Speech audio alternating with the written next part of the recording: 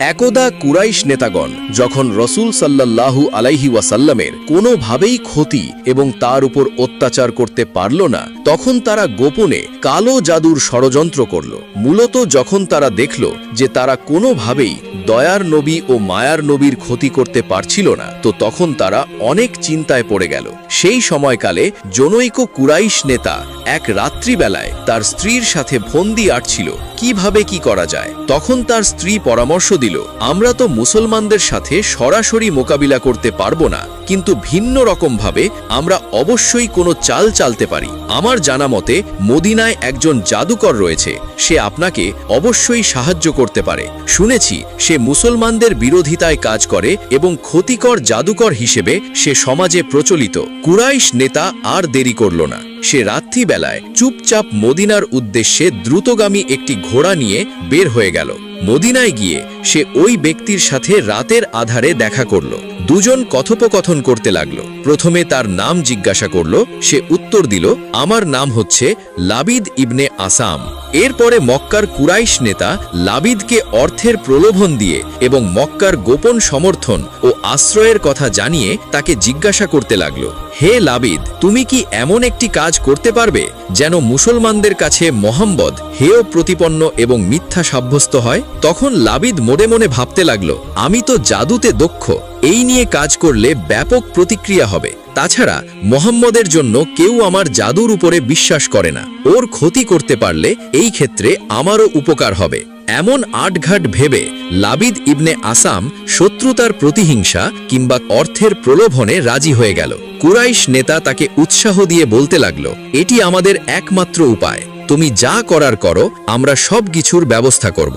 লাবিদ তখন সেখানেই দাঁড়িয়ে সিদ্ধান্ত নিল সে তাবিজ তৈরির তত্ত্বাবধানের কাজ শুরু করবে, কারণ এভাবেই সবচেয়ে সহজে মানুষের মনে সন্দেহ ও অস্থিরতা ঢুকানো যায়। তাদের এই কথোপকথনে যেন পরিবেশটাও সায় দিচ্ছিল না। মনে হচ্ছিল গাছপালা, আকাশ, জমিন সবকিছুই তাদেরকে ধিক্কার দিচ্ছিল। অবশেষে লাবিদ ইবনে আসাম যখন তাবিজ করার সংকল্প নিল, তখন সে ভাবতে লাগলো, রাসূলে পাক সাল্লাল্লাহু আলাইহি ওয়াসাল্লামের শরীর থেকে কিছু জিনিস না পেলে এই কাজ আর সম্পূর্ণ হবে না। কিন্তু এই জিনিস কিভাবে সংগ্রহ করা যায়? এই জিনিসপত্র সরাসরি পাওয়া মোটেও সহজ কাজ নয়। তাই এ কারণে সে একটি কৌশল আঁটল। তার একটি বোন ছিল যার হৃদয়ে লোভ জন্মানো সহজ ছিল। সে অনেক কৌশলী ছিল এবং অনেক লোভীও ছিল।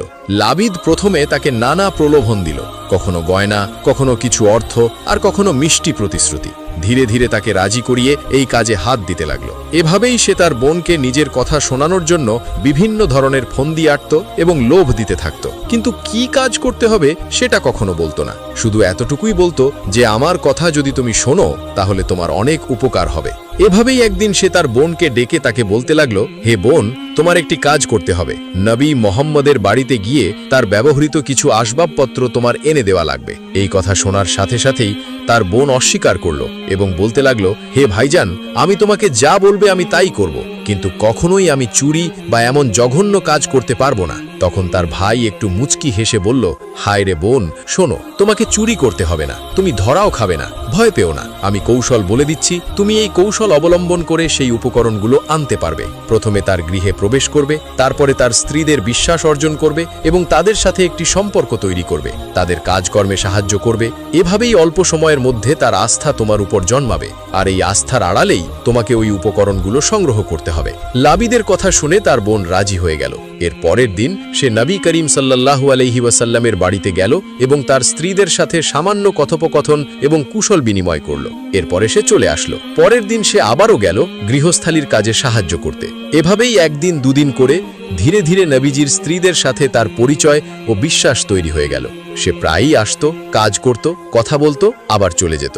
এরপরে একদিন নবী করিম সাল্লাল্লাহু আলাইহি ওয়াসাল্লাম একটি চিরুনি দিয়ে তার মাথা মোবারক আঁচড়িয়ে তিনি বাহিরে গেলেন। লাবিদের বোন বিষয়টি দেখতে পেল। নবীজি মাথা আঁচড়িয়ে চিরুনিটি খাটের উপরে রেখে বাহিরে গিয়েছেন। সে এই সুযোগটি হাতছাড়া করল না। সে আর দেরি করল না। চিরুনিতে সামান্য চুলও লেগেছিল। সে চুপি চুপি লুকিয়ে লুকিয়ে গিয়ে সেই চিরুনিটি নিজের কাছে রেখে দিল। এভাবেই দিনের পর দিন আসা যাওয়ার পর স্ত্রীদের বিশ্বাস অর্জন করে সে অবশেষে সেই চিরুনিটি নিয়ে গেল এবং আরও কিছু ব্যবহারের সামগ্রী নিয়ে সে লাবিদের হাতে তুলে দেয়। লাবিদ ইবনে আসাম যখন নবী করিম সাল্লাল্লাহু আলাইহি ওয়াসাল্লামের ব্যবহৃত চিরুনি ও তাতে লেগে থাকা চুল হাতে পেল, তখন সে মনে মনে বলতে লাগলো, এখন আমার কাজ পূর্ণ হবে। তবে এখানে আরও কিছু জিনিসপত্র বাকি আছে। সে তৎক্ষণাৎ দৌড়ে গিয়ে একটি পুরুষ খেজুর গাছের শুকনো ছাল তুলে আনল। এরপরে নিশ্চুপ রাত্রিবেলায় তার ঘরের ভিতরে বসে সে জাদুর সমস্ত জিনিসপত্রগুলো সামনে রাখল।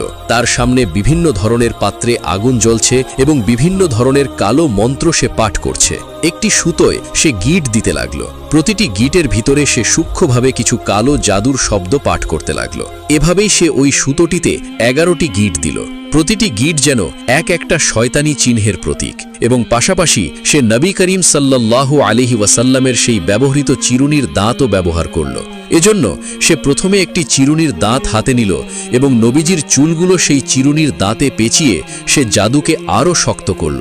অবশেষে সব জিনিসপত্র একত্র করে লাবিদ এমনভাবে বাঁধল যেন কেউ খুঁজেও না পায় এবং কেউ পেলেও সহজে বুঝতে না পারে। সব মিলিয়ে সে এমন ভয়ঙ্কর তাবিজ তৈরি করল যা ছিল দুষ্ট শক্তির পূর্ণ প্রতীক। কিন্তু একটি প্রশ্ন ছিল, এই তাবিজটি সে কোথায় রাখবে যাতে কেউ কখনো সন্দেহ না করে, আবার এমন জায়গা যেখানে অশুভ প্রভাব আরও প্রবল হতে পারে। হঠাৎ করে তার মাথায় একটি কূপের কথার চিন্তা আসে, যার নাম ছিল জারওয়ান কূপ। এটি ছিল মদিনার বাইরে অবস্থিত। এর পানি ছিল লালচে ও হোলডেটে, যেন হেন্নার পানির মতো। এটি ছিল পরিত্যক্ত একটি কূপ এবং তার চারপাশের খেজুর গাছের মাথাগুলো শয়তানের মাথার মতো দেখা যেত। মদিনার মানুষ এই কূপটিকে শয়তানি কূপ বলে আখ্যায়িত করত এবং এর পানি কেউ সংগ্রহ করত না, যার কারণে এটি একটি পরিত্যক্ত ও অশুভ কূপ ছিল।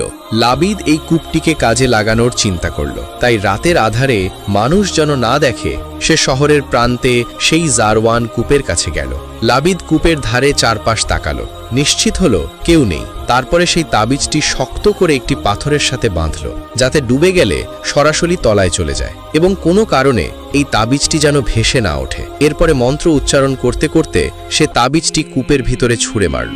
ভারী হওয়ার কারণে তাবিজটি ডুবতে আর সময় নিল না। চোখের পলকেই সে ঘোলাটে পানির ভিতরে অদৃশ্য হয়ে গেল। তারপরে লাবিদ নিঃশব্দে ফিরে আসতে লাগলো। হঠাৎ করে মনে পড়ল, কূপটি যদি শুকিয়ে যায় তাহলে হতে পারে তাবিজটি কারো নজরে চলে আসবে। বুদ্ধি করে সে বড় আকারের একটি পাথর যেখানে তাবিজটি পড়েছিল সেইখানে ছুঁড়ে মারল।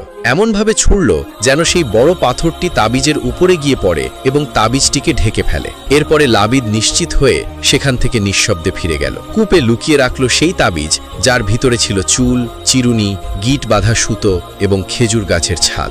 সেখান থেকেই শুরু হলো রাসূলে পাক সাল্লাল্লাহু আলাইহি ওয়াসাল্লামের উপরে সেই জাদুর প্রভাব। প্রাথমিক পর্যায়ে এটি ছিল ক্ষুদ্র এবং শারীরিক কিছুটা দুর্বলতা, কাজের মাঝে হালকা ক্লান্তি অনুভব করা। তারপরে প্রভাব বাড়তে শুরু করলো। একসময় এমন হলো, নবী করিম সাল্লাল্লাহু আলাইহি ওয়াসাল্লাম মাঝে মাঝে মনে করতেন তিনি কোনো কাজ করেছেন, অথচ বাস্তবে তিনি সেই কাজটি করেননি। এটি শুধু তার ব্যক্তিগত জীবনের দিকেই সীমাবদ্ধ ছিল।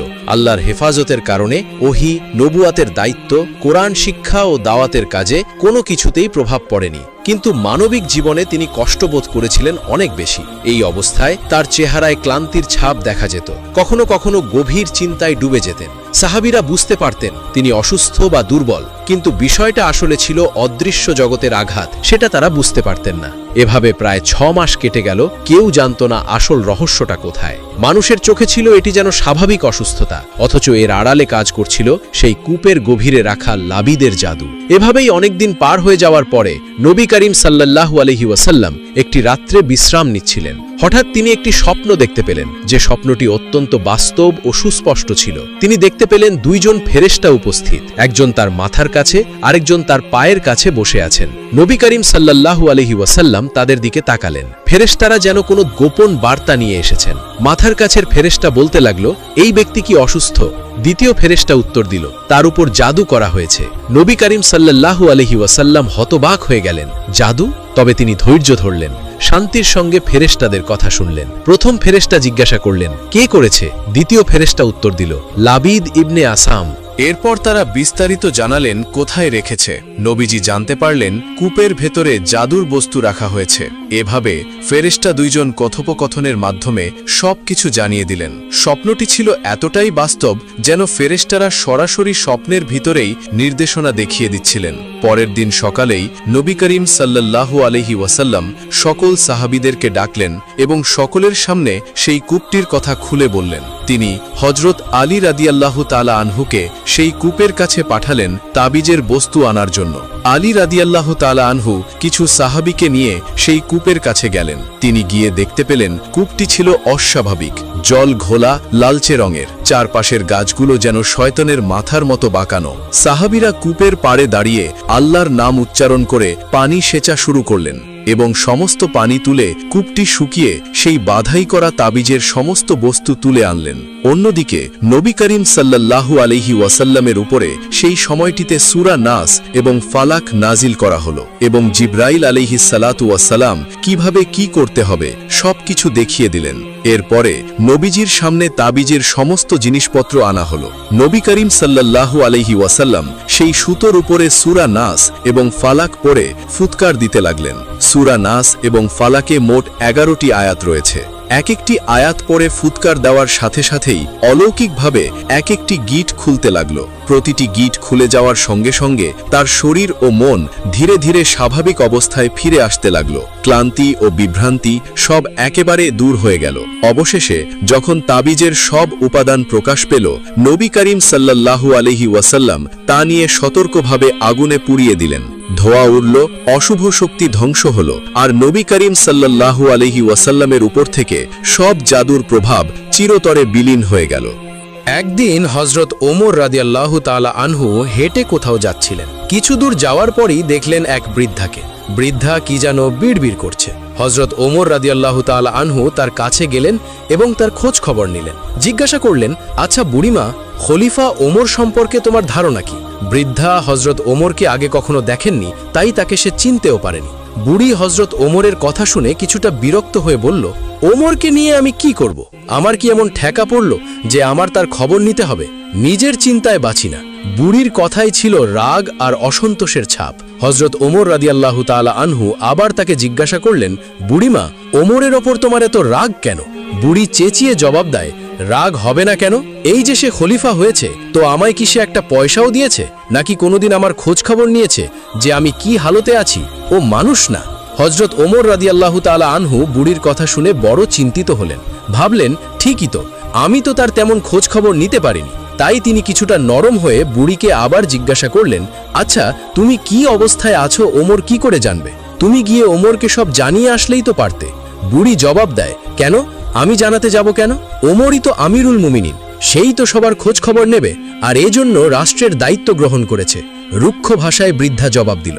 হযরত ওমর রাদিয়াল্লাহু তাআলা আনহু শান্তভাবে আবারও বললেন, আচ্ছা ওমর খলিফা হওয়ার পর তুমি যে কষ্ট পেয়েছো, সে কষ্টের বিনিময়ে তুমি কত টাকা পেলে ওমরকে মাফ করে দেবে? বৃদ্ধার সাথে হযরত ওমরের এসব কথা চলছে এমন সময় হযরত আলী রাদিয়াল্লাহু তাআলা আনহু এবং আব্দুল্লাহ ইবনে মাসুদ রাদিয়াল্লাহু তাআলা আনহু তারা এসে হাজির হলেন। তারা হয়তো কোথাও যাচ্ছিলেন। এসে সালাম দিলেন, আসসালামু আলাইকুম ইয়া আমিরুল মুমিনিন। আগন্তুক দুই ব্যক্তির মুখে আমিরুল মুমিনিন শব্দ শুনে বৃদ্ধা তাজ্জব হয়ে গেল। সে ভয়ে কাঁপতে লাগলো আর ভাবতে লাগলো যে ওমরের সামনে তাকে এত গালমন্দ করেছে। তাই বৃদ্ধা দারুণ অনুতপ্ত হল। হযরত ওমর রাদিয়াল্লাহু তাআলা আনহু বৃদ্ধাকে সান্ত্বনা দিলেন আর বৃদ্ধার হাতে 25টি স্বর্ণ মুদ্রা দিয়ে বললেন, বুড়িমা, তুমি এই চামড়ায় লিখে দাও যে কিয়ামতের দিন ওমরের কাছে আমার কোনো দাবি নাই। বৃদ্ধা তখন তাই করল। চামড়ার ওপরে তা লিখে দিল আর হযরত আলী রাদিয়াল্লাহু তাআলা আনহু সাক্ষী হিসেবে তার উপর দস্তক করলেন। এই ঘটনার কিছুদিন পর হযরত ওমর রাদিয়াল্লাহু তাআলা আনহু একবার একাকী ঘুরতে ঘুরতে তিনি মদিনার এক প্রান্তে এসে পৌঁছালেন। সেই এলাকার এক পাশে থাকেন এক অসহায় বুড়ি। দারুণ দুঃখ কষ্টে বুড়ির দিন কাটে। হযরত ওমর রাদিয়াল্লাহু তাআলা আনহু বুড়ির দুঃখের কথা জেনে বিচলিত হয়ে পড়লেন। তাকে সাহায্য করার জন্য তিনি সিদ্ধান্ত নিলেন। ভাবলেন নিজের হাতেই তাকে সাহায্য করবেন। তাই পরদিন হযরত ওমর রাদিয়াল্লাহু তাআলা আনহু একাকী চলে গেলেন সেই বুড়ির বাড়িতে। বুড়ির সাথে দেখা করলেন। শুনলেন কে একজন এসে তার কষ্ট দূর করে দিয়ে গেছেন। অবাক হলেন হযরত ওমর রাদিয়াল্লাহু তাআলা আনহু। বড় আশ্চর্যের কথা, কে সেই ব্যক্তি যিনি ওমরের প্রতিদ্বন্দ্বী হতে চান? সে কোন ব্যক্তি যিনি মানুষের সেবায় ওমরকে পরাজিত করেন? তাকে দেখার জন্য অস্থির হয়ে পড়লেন হজরত ওমর রাদিয়াল্লাহু তাআলা আনহু। তিনি ভাবলেন, যে করেই হোক তাকে খুঁজে বের করতেই হবে। তাই প্রতিদিন তিনি লুকিয়ে দেখার চেষ্টা করেন সেই ব্যক্তিকে খুঁজে বের করতে। এভাবে কেটে যায় সময়, কেটে যায় প্রহর, কিন্তু পান না তার প্রার্থিত সেই ব্যক্তিকে। আর কত অপেক্ষা করতে হবে তিনি ভাবেন। এক রাতে লুকিয়ে আছেন হজরত ওমর রাদিয়াল্লাহু তাআলা আনহু। একটু পরেই তিনি দেখলেন একজন ব্যক্তি এলেন বুড়ির বাড়িতে।